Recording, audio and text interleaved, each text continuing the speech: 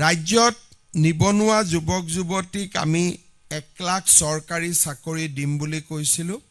আপোনালোকে জানি ভাল পাব যে আমি ইতিমধ্যে 1,46,000ত ভৰি দিছোঁ।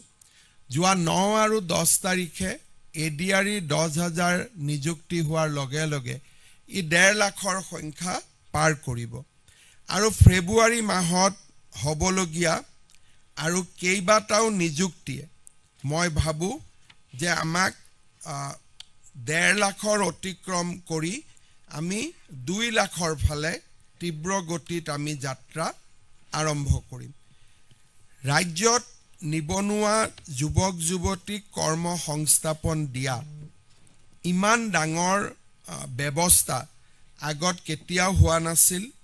ইয়াৰ সমান্তৰালভাৱে আমি 1 লাখ ল'ৰা ছোৱালীক 2 লাখৰ পৰা 5 লাখলৈ বিনা মৰ্টগেজ আৰু বেংকৰ কোনো হস্তক্ষেপ নোহোৱাকৈ ৰাজ্য চৰকাৰৰ পুঁজিৰে আমি 1 লাখ ল'ৰা ছোৱালীক উদ্যোগী কৰি তুলিবলৈ আমি যি প্ৰচেষ্টা লৈছিলোঁ সিও আজি বিভিন্ন ধৰণে সুফল দেখুৱাবলৈ সক্ষম হৈছে। আমাৰ ৰাজ্যত দুখীয়া দৰিদ্ৰ মানুহক সহায় কৰাৰ বাবে আমি বহুবিলাক কাম কৰি আছোঁ। যোৱা 5 বছৰত ৰাজ্যত অৰুণোদয়